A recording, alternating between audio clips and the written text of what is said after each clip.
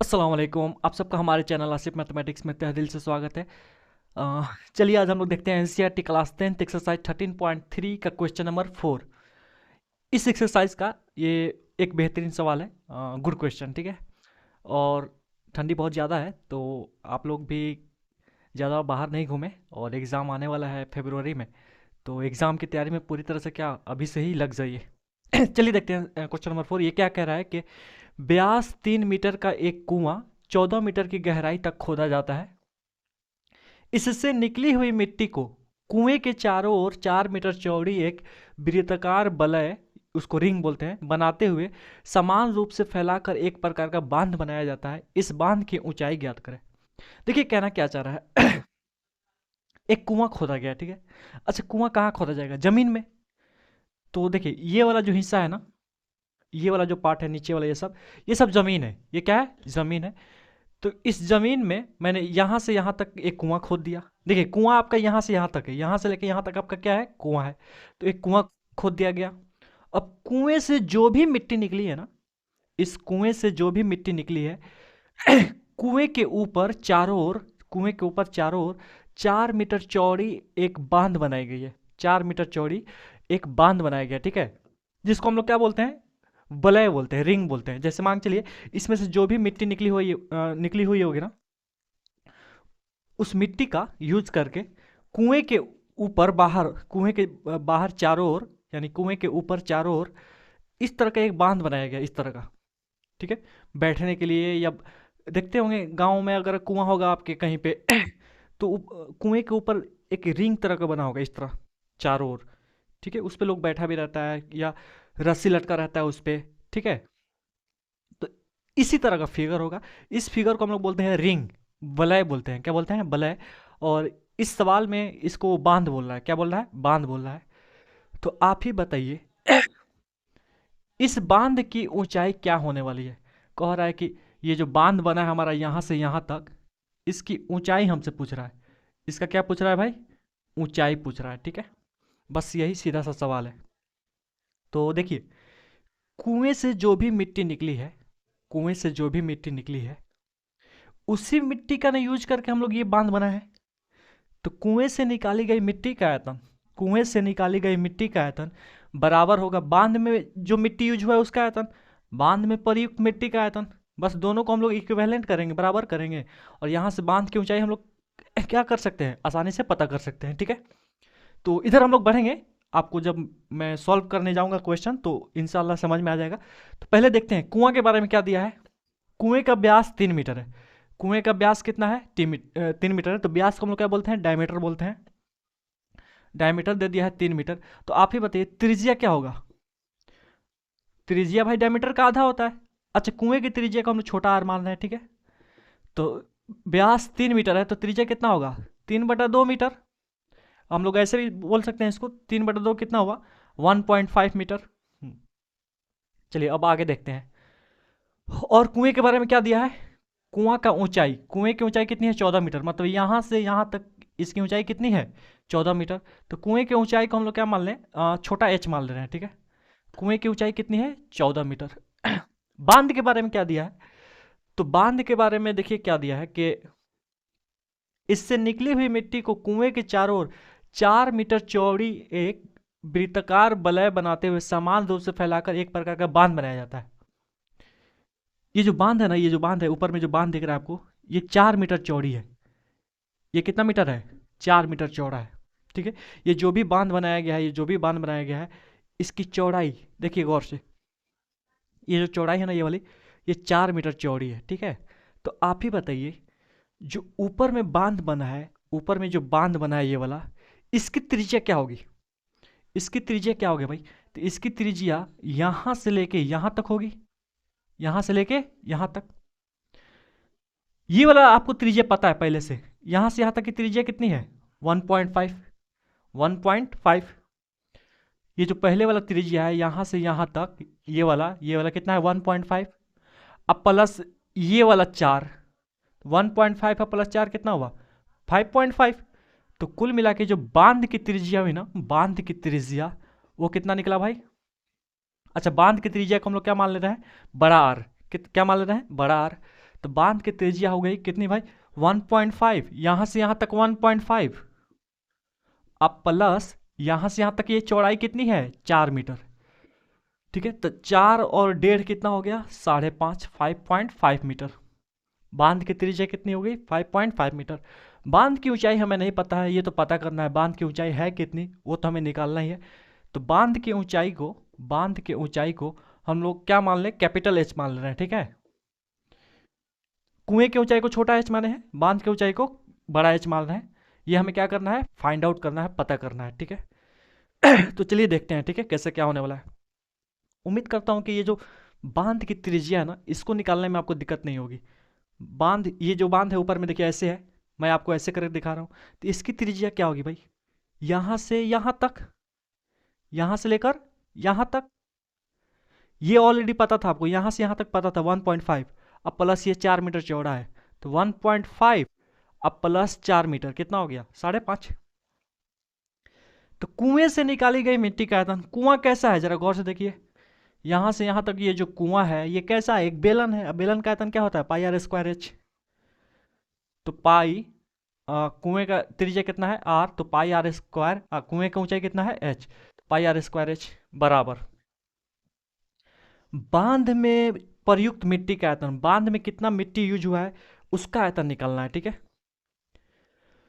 ये जो बांध है ऊपर में, इसको मैं आपको ऐसे दिखा रहा हूं। ठीक है, ऐसे करके आप बताइए जरा, ये जो भी बांध है, ये जो भी बांध दिख रहा है यहां से यहां तक, मिट्टी तो यही वाला पार्ट है ना, मिट्टी तो आपको ये वाला पार्ट है, ये वाला जो 4 मीटर चौड़ा दिख रहा है। अंदर में ये तो खाली है, क्योंकि भाई अंदर में ये वाला पार्ट तो खाली है, ये वाला, ये यहाँ से यहाँ तक ये जो दिख रहा है आपको ये वाला, ये तो सीधा नीचे चला जाएगा। तो ये वाला पार्ट तो खाली है, मिट्टी क्या है, सिर्फ मिट्टी ये चारों ओर दिख रहा है। तो आपको इस मिट्टी का आयतन निकालना है यहाँ पे, बांध में प्रयुक्त मिट्टी का आयतन, बांध में कितना मिट्टी यूज हुआ है ये निकालना है आपको।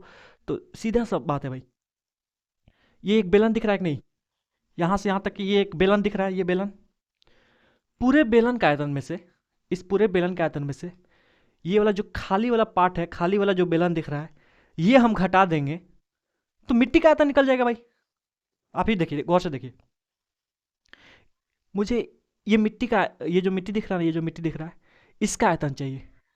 तो मैं क्या कर रहा हूँ, इस पूरे का आयतन निकाल रहा हूँ एक बार, उसमें से ये जो खाली वाला पार्ट है, ये जो खाली वाला पार्ट है इसको हटा दे रहा हूँ, सीधी सी बात है। तो बचेगा क्या, यही तो बचेगा, ये मिट्टी तो बचेगा।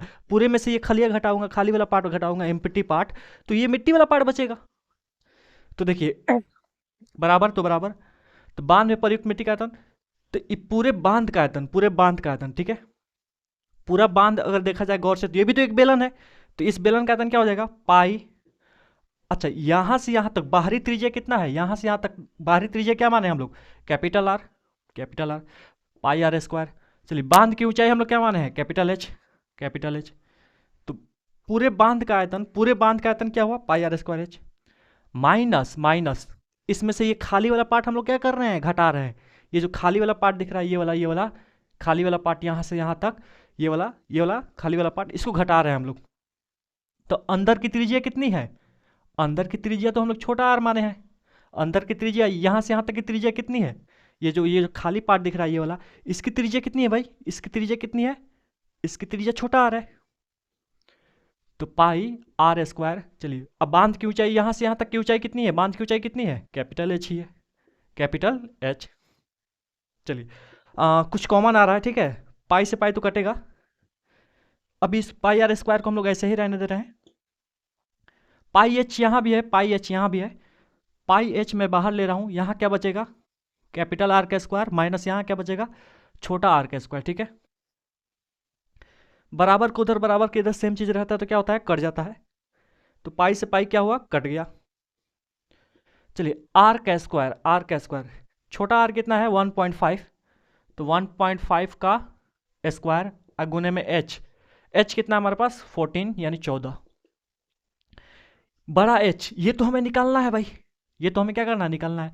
आर का स्क्वायर, बड़ा आर का स्क्वायर, बड़ा आर कितना है भाई 5.5, तो 5.5 का क्या करना है स्क्वायर माइनस छोटा आर का स्क्वायर, यानी 1.5 का स्क्वायर, 1.5 का स्क्वायर, ठीक है। चलिए 1.5 का स्क्वायर मतलब 1.5 को कितना बार गुना करना है भाई?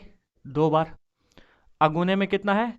14 बराबर h का h 5.5 का स्क्वायर। अच्छा 55 का स्क्वायर कितना होता है? 5 छक्के 30 125 और भाई 5.5 में 5.5 से गुना करेंगे तो 2 अंक पे दशमलव बैठेगा, तो 2 अंक पे दशमलव बैठा दिया मैंने।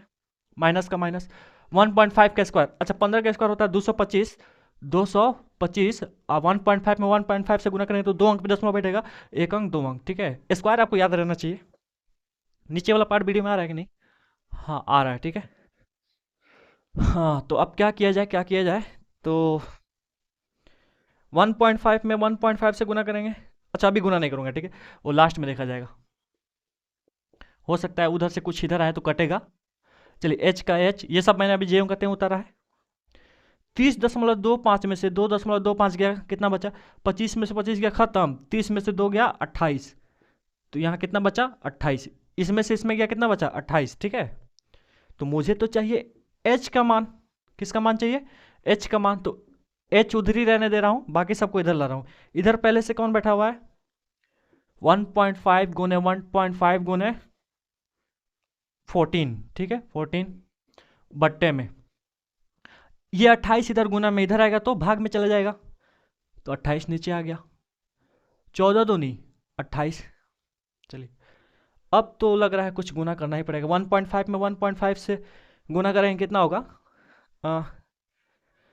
225, तो 2.25 बट्टा में क्या है? 2। हाँ इन दोनों को गुना करें कितना आ गया? 2.25 और बराबर वो क्या है हमारे पास? Capital H। 2.25 में 2 से भाग देना है, ठीक है। तो कितना आ जाएगा भाई? डायरेक्ट दे दे रहा हूँ, ठीक है। 2 एकम 2, पॉइंट का पॉइंट, फिर 2 एकम 2, ये 5 है ना, तो 2 दूनी 4, फिर पॉइंट के बदला में 0, 2 पच्चे 10, ठीक है। 1.125। अच्छा अब भाग दे सकते हैं ना? 2.25 में 2 से आप भाग दे सकते हैं, सीधी सी बात है। अब इतना हल्का काम नहीं करिएगा तो फिर क्या करिएगा? तो h का मान आ गया, h का मान आ गया 1.125 मीटर। यही क्या हुआ? आपका आंसर हुआ। इस बांध की ऊंचाई कितनी निकली? 1.125 मीटर। ठीक है, बहुत ही प्यारा सा सवाल था। बस मेन इसमें कॉन्सेप्ट था क्या? बांध में कितना मिट्टी यूज हुआ है। ये जो बांध दिख रहा था ना, यहाँ से यहाँ तक, मैं अपने बुक को मान ले रहा हूँ कि यही बांध है, यहाँ से यहाँ तक जो बांध है इसमें कितना मिट्टी यूज हुआ है उसका आयतन निकालना मेन था, ये वाला पार्ट। ठीक है, तो बहुत लोग इसका फार्मूला रटवा देता है, तो मैं फार्मूला रटवाता नहीं हूँ, ठीक है। बेसिक कॉन्सेप्ट बताता हूँ कि भाई कैसे निकलेगा इस वाले पार्ट का आयतन, कैसे निकलेगा। ये जो मिट्टी है, मिट्टी वाला पार्ट है ये वाला, इसका आयतन कैसे निकलेगा, कॉन्सेप्ट से समझना चाहिए आपको, ठीक है। क्या किया मैंने इसका आयतन निकालने के लिए? पूरे पूरे आयतन में से, ये भी तो एक बेलन ही दिख रहा है, पूरे बेलन के आयतन में से, ये जो पूरा बेलन का आयतन दिख रहा है ये पूरा, इसमें से ये खाली वाला आयतन, ये जो खाली वाला बेलन है उसका आयतन घटा दिया, सीधी सी बात है। तो पूरे में से ये खाली वाला पार्ट गया, कितना बचा? ये मिट्टी वाला पार्ट बचेगा। तो उम्मीद करता हूँ कि आप समझ पाए होंगे। मैंने अपनी तरफ से तो पूरी कोशिश की है।